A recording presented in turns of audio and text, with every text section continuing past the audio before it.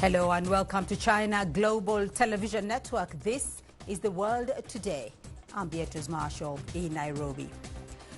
The U.S. military says its naval blockade against Iran continues to be enforced, as Iran says it aims to stop what it calls American maritime piracy. The U.S. Central Command said since April the 13th, American forces have redirected 58 commercial vessels and disabled 4, preventing them from entering or leaving Iranian ports.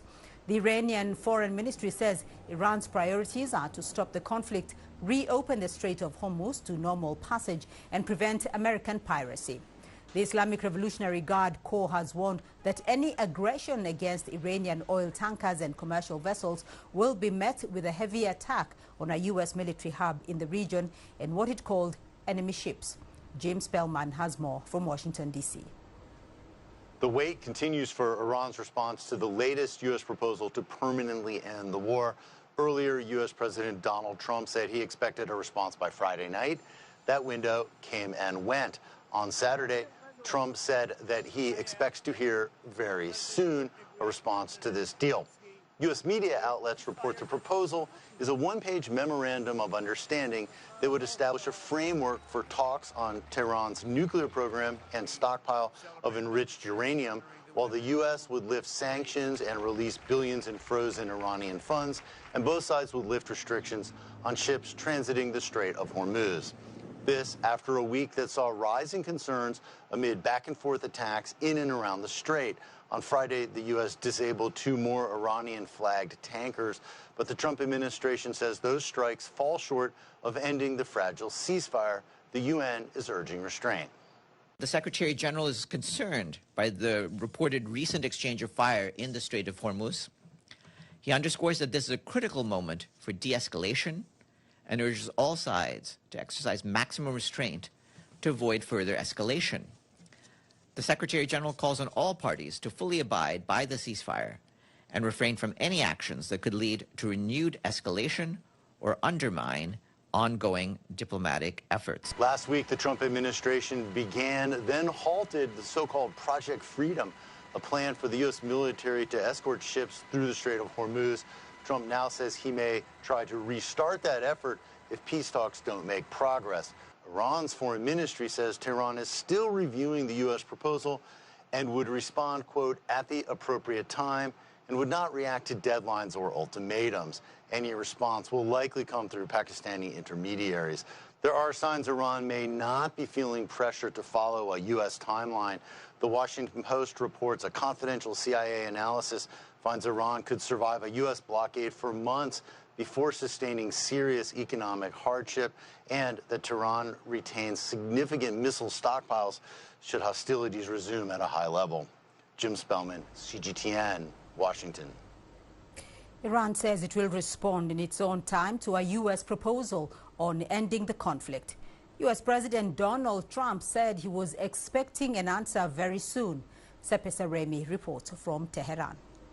Iranian officials have said many times before that what they care about is how they're going to respond, about the content of proposals and not the timelines or ultimatums given by President Trump. The Iran Foreign Ministry said that they don't care about the timelines or the ultimatums that President Trump gives. So we have seen this happening many times, and many experts here that I talked to, political and military experts, and also including myself, believe that when will Iran give the response doesn't really matter now. How and what will how will respond and what will be in that kind of proposal, or maybe the final response, really matter. Because if Iran responds like the previous times, for example, doesn't give some concessions regarding nuclear program, about those 400 kilos of enriched uranium, many believe that there will be another round of escalation in the Persian Gulf, or maybe the resumption of bombardments of Iranian cities. Shipping data from the London Stock Exchange Group shows a Qatari liquefied natural gas tanker sailing towards the Strait of Hormuz on Saturday en route to Pakistan. The move was reportedly approved by Iran to build confidence with mediators, Qatari and Pakistan. If completed, It will mark the first transit of a Qatari LNG vessel through the Straits of Hormuz since the conflict began. Meanwhile, Britain says it is sending its warship HMS Dragon to the Middle East ahead of a potential multinational effort to protect shipping in the Straits of Hormuz. This follows France's deployment of a carrier strike group to the southern Red Sea. The two countries are working together to restore confidence in the crucial trade route. Israel and Hezbollah continue to exchange deadly fire in southern Lebanon, despite a ceasefire announced in mid-April. Lebanon's health ministry says an Israeli strike on the southern Lebanese town of Saksakieh on Saturday killed at least 7 people, including a child. The Israeli military says it struck Hezbollah militants in the town, accusing them of planning attacks on Israeli soldiers. Hezbollah says it launched a rocket barrage overnight targeting Israeli military vehicles and soldiers along the Lebanon-Israel border in response to Israeli violations of the ceasefire. 3 Israeli soldiers have been wounded. Authorities in the port of Granadina on the Spanish island of Tenerife have begun the process of evacuating passengers from the hantavirus-hit cruise ship MV Hondius. The World Health Organization says 6 people on the ship have contracted the virus, with 2 more suspected cases. 3 of those infected have since died, a Dutch couple and a German national.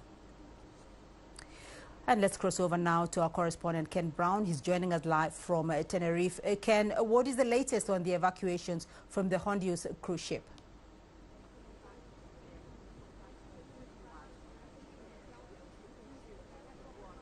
Yes, Beatrice, well, you can see behind me the Hondius has anchored here in the port. It arrived at around 5:30 a.m. this morning.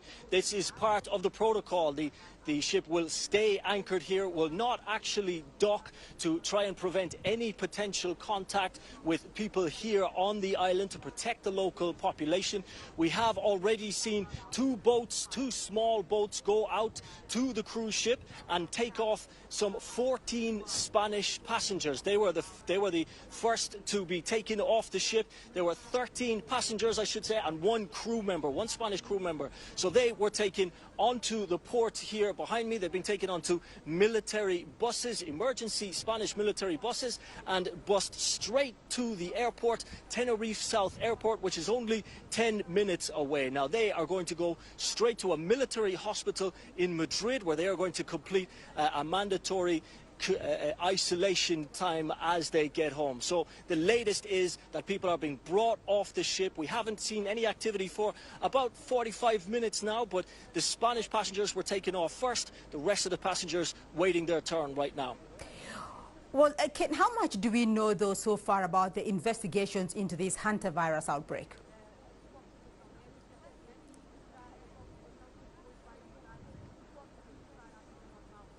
Yes, so I mean there is a tracking and tracing operation going on led by the World Health Organization, the WHO. They are insisting that this is a low risk to the population, that this is not another COVID. But there are some very concerning facts. 30% mortality rate for this virus. Officials think that the origin was in Argentina, northern Argentina, or Chile. We do know that a Dutch couple died, a 70-year-old man on the 11th of April, and his wife later, she's 69 years old, she later passed away as well. She fainted in Johannesburg Airport in South Africa and died in a hospital later. So they're trying to trace the steps of these people. We just spoke to a WHO official here today. He is saying that the strain of hantavirus is found more in northern Argentina and in Chile, where the rat that can pass on this virus to humans is found. So that's where the investigation is really focused on at the moment. Well, Ken, you talk about authorities saying that this is a low risk, but talk to us a little bit more about the screening process and what happens to those passengers whose nations have not yet arranged to have them taken home.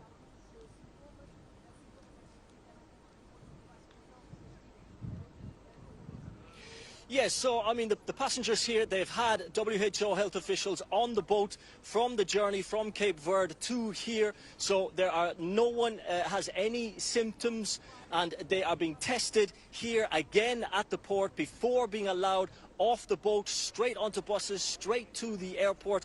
We heard from the Health Minister, Monica Garcia. She said there is zero chance of any contact with the local population. As you can imagine, people have been pretty nervous here. We've seen a couple of protests in Tenerife. And as to the passengers who have not had their flights organised yet, well, some of the bigger number of passengers, there are around 30 UK passengers, there are around 20 US passengers. Their charter planes are ready, and they actually won't be taking off the boat until those planes are at the airport with their engines running, with the doors open. Now, there are a number of other passengers who come from smaller countries, countries that maybe don't have the resources to charter ships. So the European Union, the European Council are trying to organise that. There are 38 Filipino people on this ship. They are part of the crew, 5 Ukrainians, there are 2 Indians, 1 from Guatemala, 1 from Russia. So there are people from all over the world, and they are trying to finalise those details as we speak.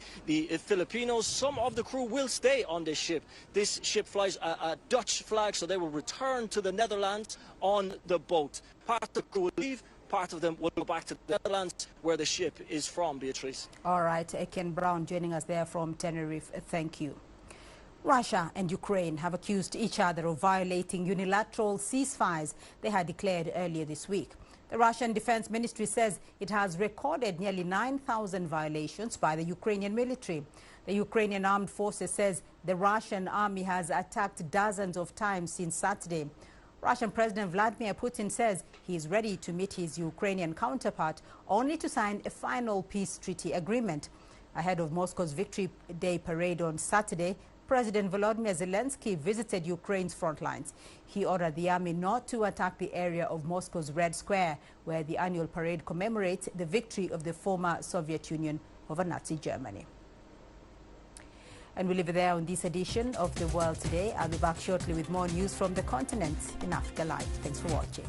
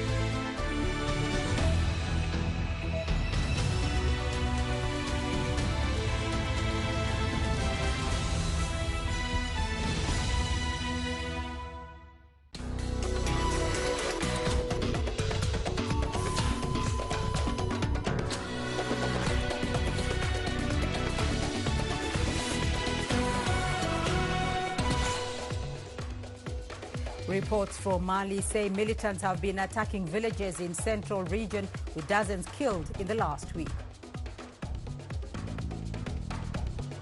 The UN mission in the DRC warns of a deadly wave of attacks targeting civilians in the restive east. And in Sudan, efforts are underway to restore cultural landmarks after widespread destruction due to the ongoing civil war. I'm Beatrice Marshall in Nairobi. Welcome to Africa Live. Also ahead on the program, the African development experts call for a stronger regional integration as economic uncertainties deepen. And in sports, the English Premier League title race heats up as Manchester City beat Brentford to close the gap on leaders Arsenal. We begin in Djibouti, where Chinese President Xi Jinping's special envoy has attended the inauguration of President Ismail Omar Guelleh. Losang Jamkan conveyed President Xi's warm congratulations and best wishes to Guelleh during the ceremony in Djibouti City on Saturday.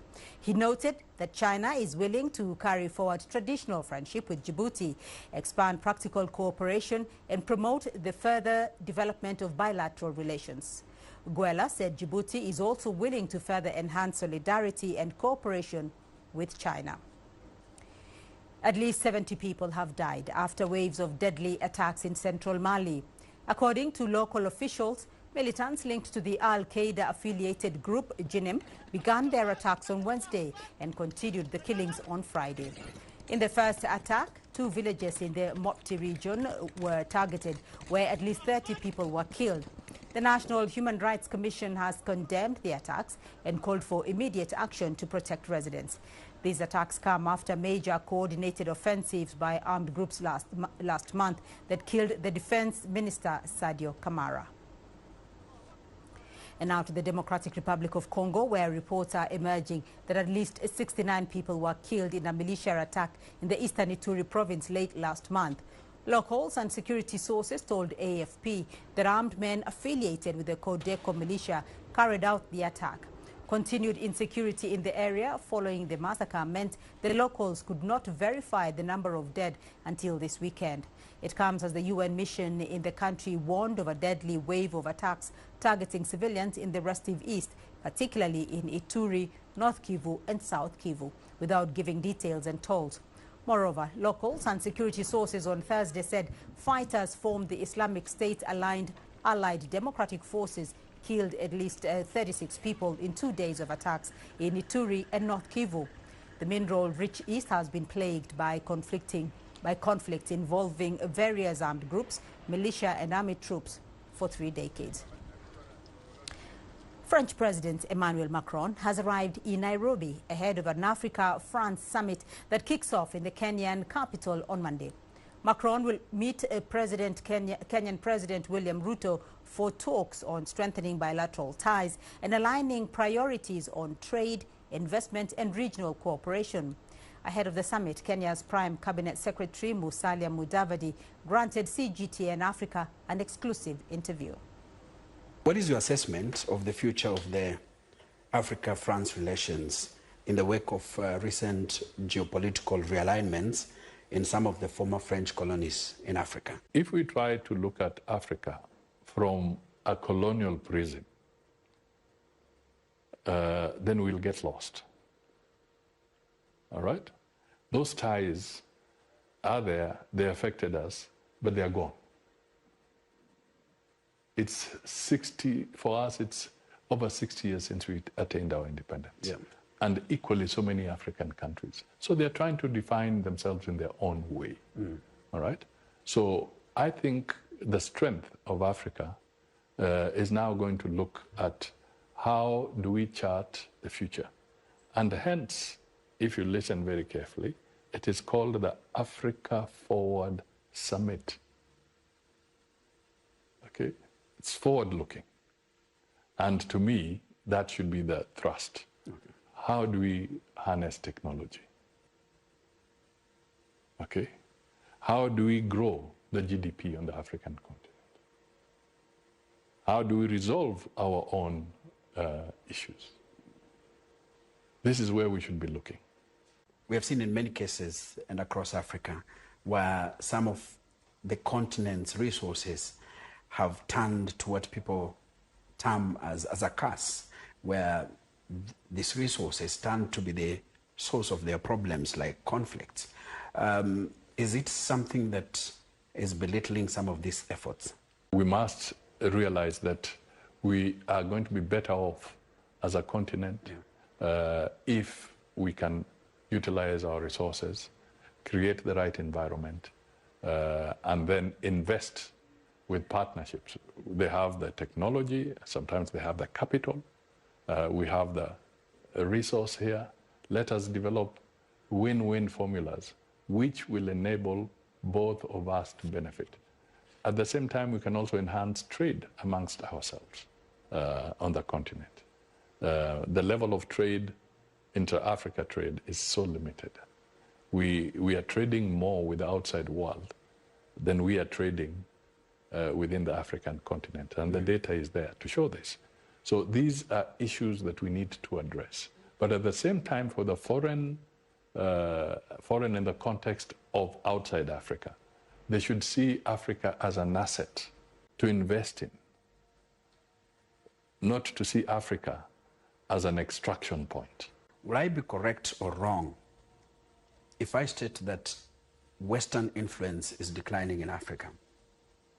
The influence by the Western countries? It's a very interesting question. But what I would say is this. I think the Africans are negotiating harder and smarter. This is the reality of the day. Mm-hmm. They're beginning to articulate their position better. They're also bringing out their own innovation. They're spelling out their terms of engagement better than it was in the past. We also have a citizenry on the continent that is not a pushover anymore. All right? The African continent has seen a lot of education, a lot of enlightenment. Communication is real time. What happens here now will be known by anybody else in another part of the continent instantly. And we are improving on this infrastructure. So what the message I would put across is that Africa is simply saying, this time we want to be treated with respect. Well, the summit comes as diplomatic tensions between Madagascar and France continue to escalate. It follows the arrest of a former French serviceman last month over an alleged plot to destabilize the Malagasy government. France, the former colonial ruler of the huge island nation, has distanced itself from the accusations. Madagascar experienced a military-led takeover last October, with interim President Colonel Michael Randrianirina establishing what he called a refoundation of the Republic. CGTN's Caroline B. with more. Last month, authorities in Madagascar expelled a French embassy official after declaring him persona non grata. They say he, together with others, were conspiring to destabilize the current transitional regime of military leader Michael Randrianirina. Former French serviceman Guy Barret was charged with conspiring to incite military mutiny and sabotage national power infrastructure by causing blackouts. Malagasy authorities have not released detailed evidence supporting the allegations, while France has distanced itself from the accusations and called for constructive dialogue. Political analysts believe Madagascar's recent turn to Russia may be facilitating the tensions.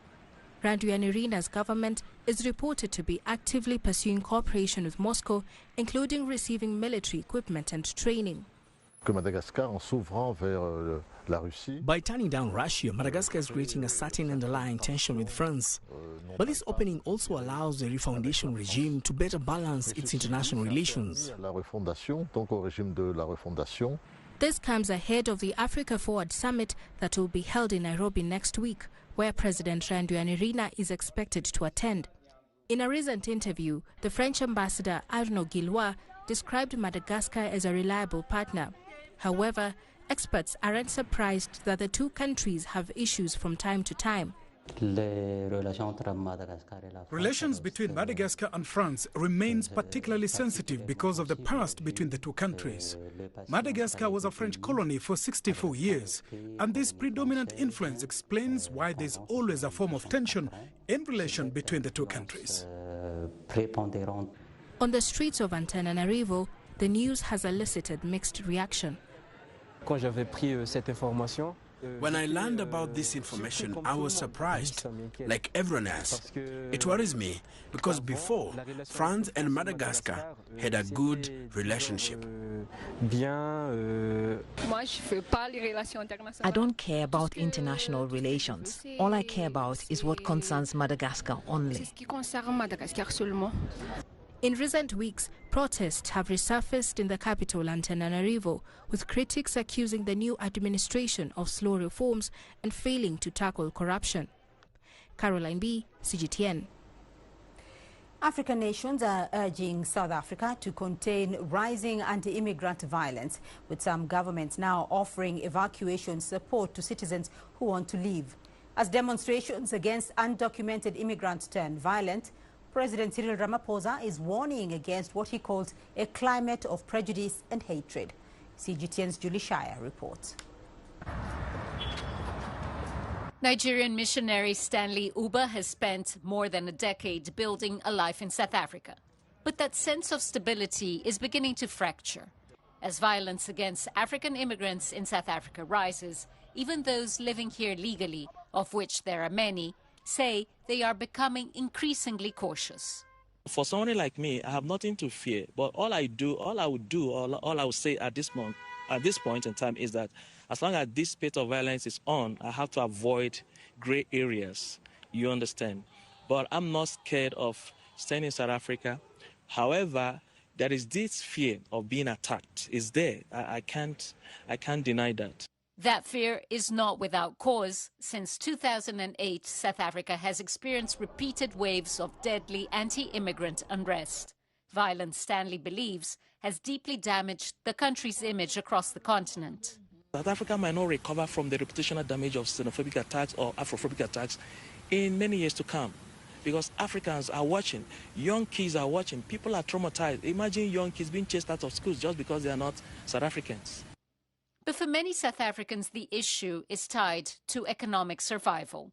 With unemployment above 30%, frustration over jobs, housing, and public services is increasingly being directed at undocumented immigration. It does affect us as South Africans because I don't really have a problem with them amongst us. But they do affect us in terms of overpopulation. And then, coming from a far away place, you do settle for less. Yeah, and so in that way, we end up having no jobs as South Africans because they've taken all the jobs. Research suggests immigrants often fill labor gaps and contribute to local trade and economic activity. But those arguments have done little to calm tensions on the ground. What the government is supposed to do is to make sure that the law is tight, and everyone who comes in the country comes legally, not illegal. The tensions are now drawing regional concern. During a recent bilateral meeting, South African President Cyril Ramaphosa and Mozambican President Daniel Chapo agreed that the crisis requires cooperation beyond South Africa's borders. President Chapo and myself discussed this matter, and we agreed that we should work together. It's not only one country that is affected, and all countries that have foreign nationals in South Africa are also affected as South Africa is affected, so we must all work together, join hands to find solutions to this problem. In our relation, security and peace is very important. Any country in the world, we don't develop in the country without security and peace. That's why we are here to talk about our security, our peace, and the security and peace of our people. With undocumented immigration estimates running into the millions, pressure on South Africa's government is intensifying. And in communities struggling with poverty, unemployment, and failing services, The line between economic frustration and targeted violence remains dangerously blurred. Julie Shara, CGTN, South Africa. South Africa has, however, dismissed claims of xenophobia, describing recent incidents involving foreign nationals as isolated. It reaffirmed its commitment to engage diplomatically with African nations on immigration. The nation's Department of International Relations and Cooperation said the government had swiftly condemned confrontational acts following protests against African foreigners that escalated into violence in various cities. This response follows Ghana's call for the African Union to address the alleged xenophobic attacks during its Media Coordination Summit in June. You're watching Africa Live. Still ahead on the program, we tell you how Sudan is trying to restore cultural landmarks after widespread destruction due to the ongoing civil war.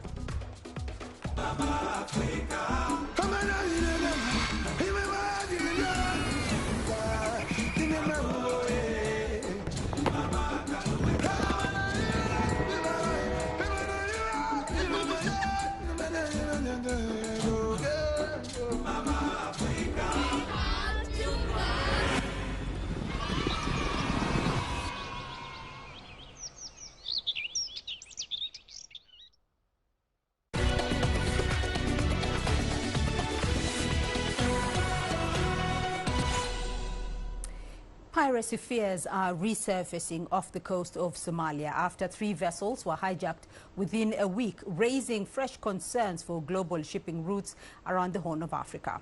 Authorities say the incidents come at a time when maritime security in the region is already under pressure from tensions in the Red Sea and the Strait of Hormuz.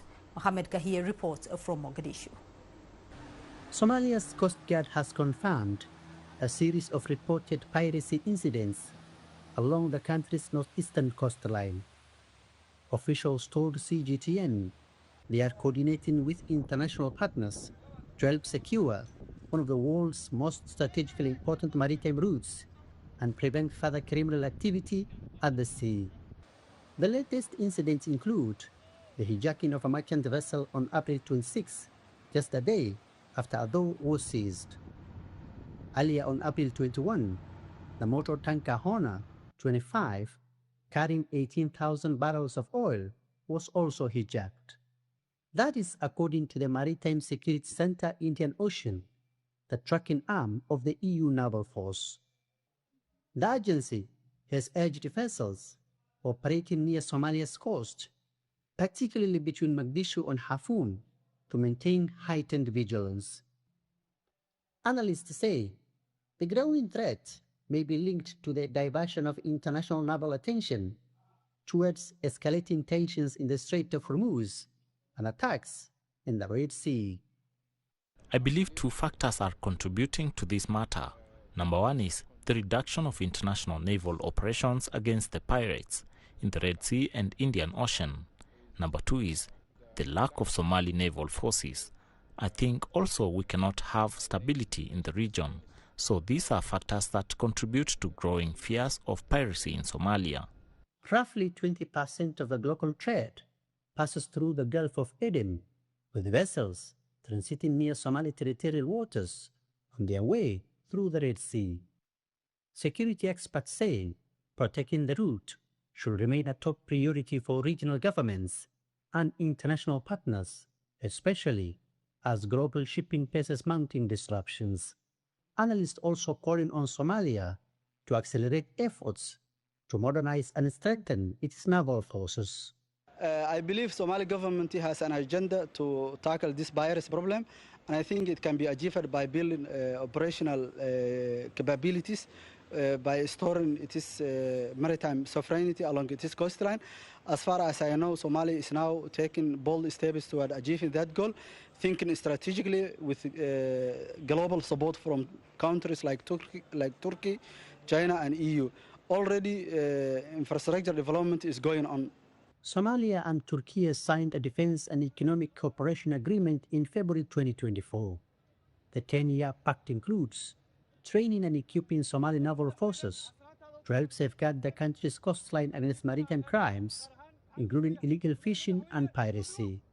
Last week, Somali Defense Ministry released images showing joint naval exercises involving Somali and Turkish forces. Many Somalis say they hope the partnership will help bring a lasting end to piracy and improve security along the country's coastline.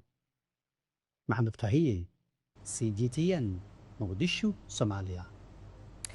Now, after months of conflict and widespread destruction in Sudan's capital region, efforts continue to restore some of its cultural landmarks. In Omdurman, the reopening of the Sudan National Theatre is being seen as more than just the return of a performance space. Officials and artists say it represents a step towards rebuilding national identity, social cohesion and public life after a period of mass destruction. CGTN's Joy Kiruki Juma with the details. The Sudan National Theatre in Omdurman has officially reopened following rehabilitation efforts aimed at restoring one of the country's most important cultural institutions. The reopening ceremony marked the first phase of rebuilding the theatre after months of war-related destruction. Authorities say the theatre's return is part of wider efforts to revive public life and restore cultural identity in Khartoum and surrounding areas. During the conflict, the National Theatre and nearby media institutions were heavily damaged while under the control of the Rapid Support Forces. Officials say the venue, once a symbol of Sudanese arts and culture, was turned into a military site. The National Theatre suffered destruction, and it can be said that more than 80% of theatre buildings were completely destroyed.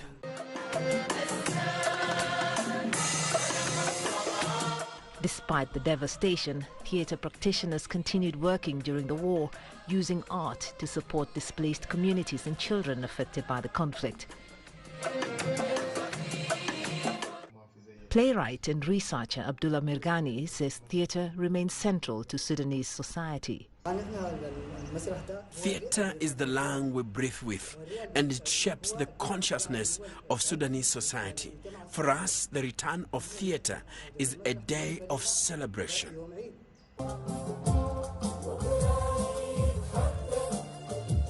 The Ministry of Culture says restoring theatres and cultural institutions is essential to rebuilding society and preserving Sudan's heritage.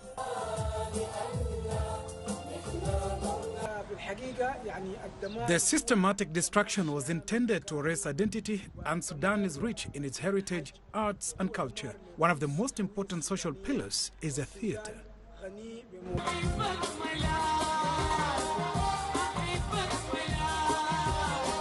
Community-led groups have joined government efforts to clean and restore the theatre, while calls continue for greater investment in Sudan's cultural sector. Observers say long-term recovery will require sustained funding, legislative reform and support for artistic programs aimed at reconnecting communities after years of conflict. Joy Kiruki Juma, CGTN.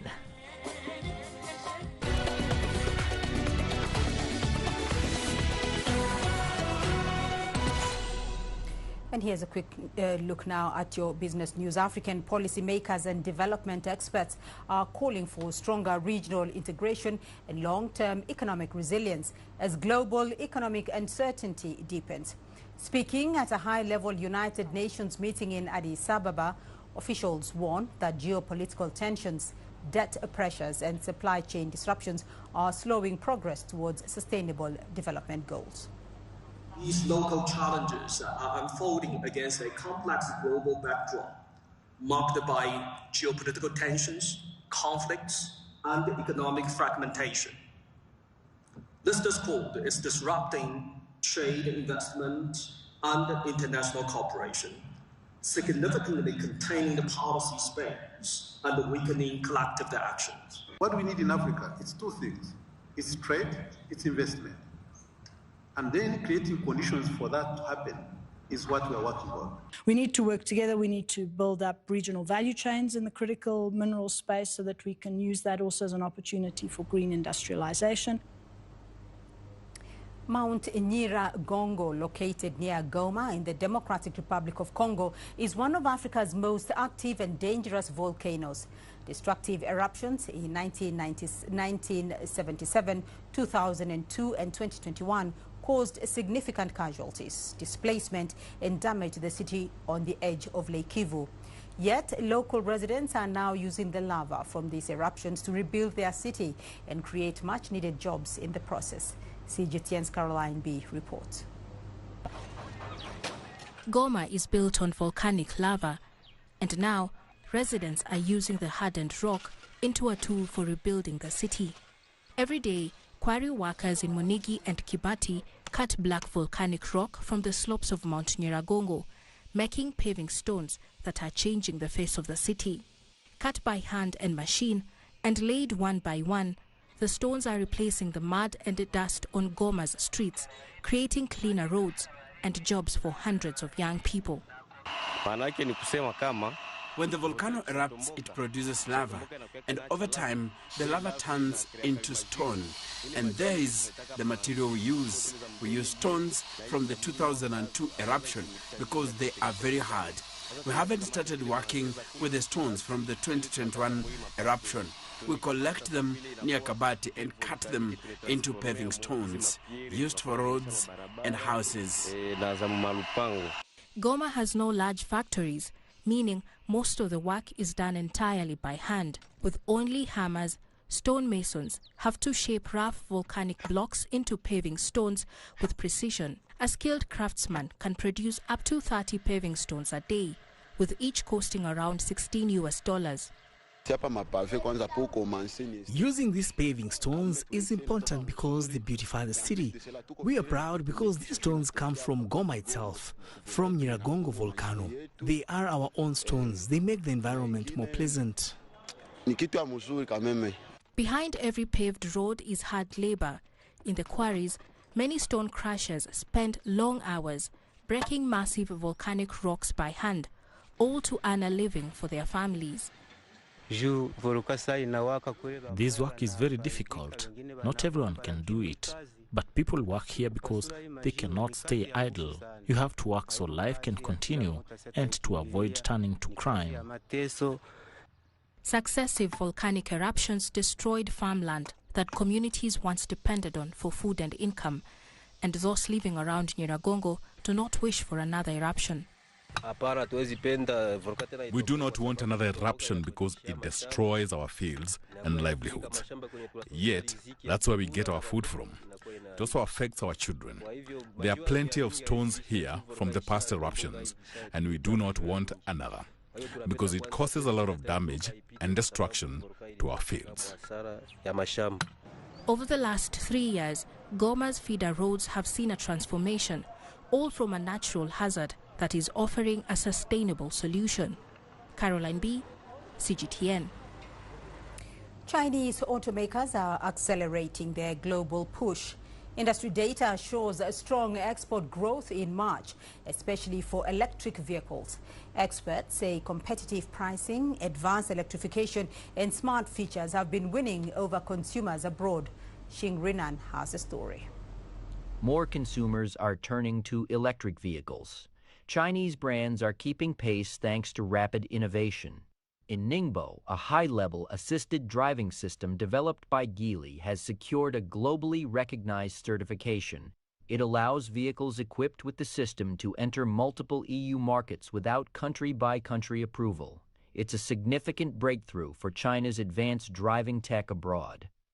And in Guangzhou, a new model powered by AI has cut chassis response times from 100 milliseconds to just 20. In the next 3 years, we plan to launch at least 5 new models. All of them will be redefined by AI and positioned as intelligent mobility agents.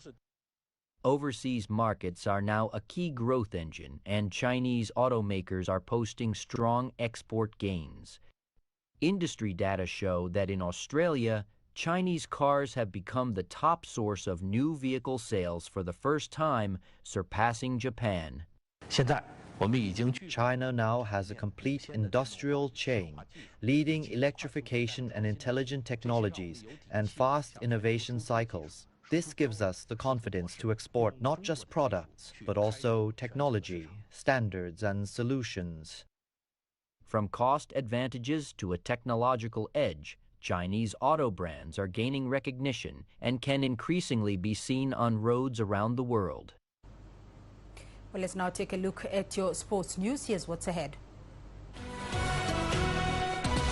The English Premier League title race heats up once again as Manchester City beat Brentford to close the gap on leaders Arsenal.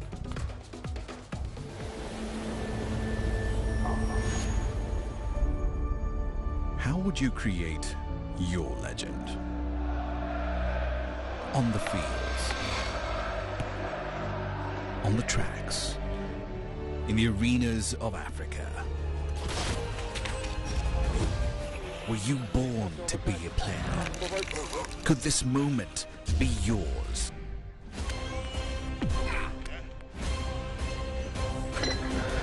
Sports Scene. Find your game.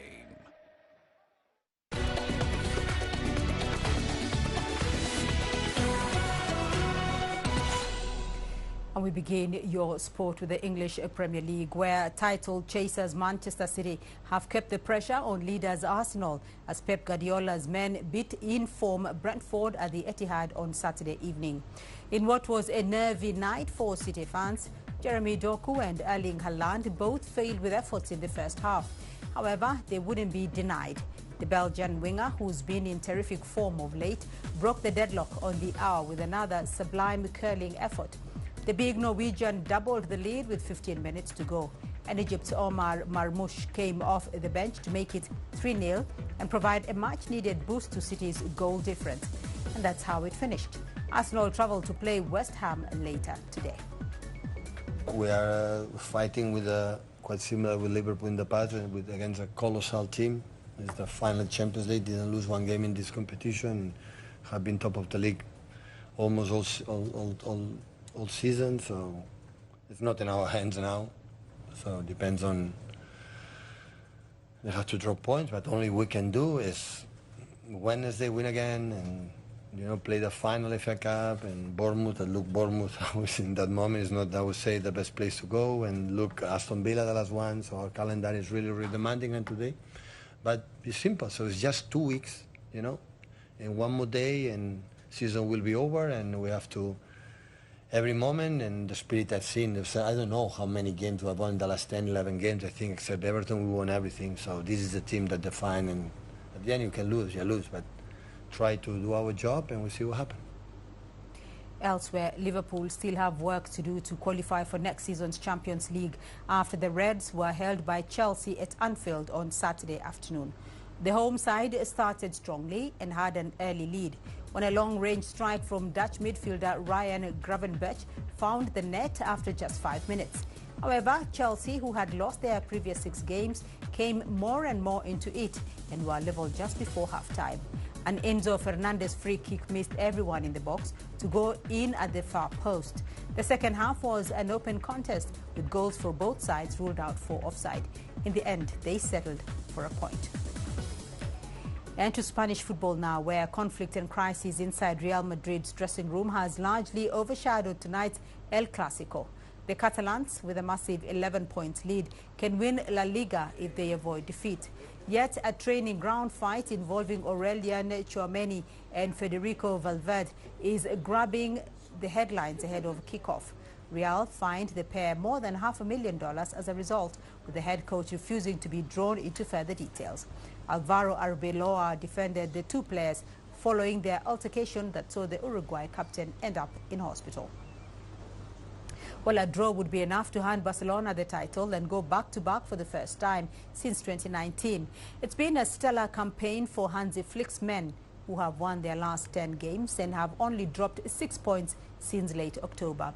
Real Madrid beat them then to take control of the division, but they weren't able to match Barcelona's intensity or consistency over the winter and into the springtime. Well, let's now turn to the World Team Table Tennis Championships Finals, which is reaching its climax in London. Favourites China have sailed into today's final after a whitewash of Romania in Saturday's semi. While number 1 Sung Yingsha was first up for China against Elisabetta Samara, and she had very few problems in an 11-3, 11-4 and 11-5 win. And while number 2 Wang Manu was up next against Romania's best player Bernadette Scoch. Wang dominated the first set, taking it 11 points to 4.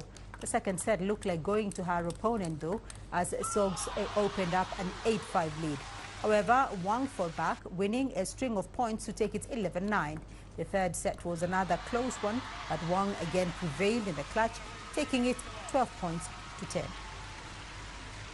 In the third match, China's Kuai Man faced Andrea Dragoman. It was another very even contest, despite the Chinese player winning all 3 sets. She won on a scoreline of 12-10, 11-6, 12-10. So, China won all 9 sets, but Romania will surely be thrilled with their performance.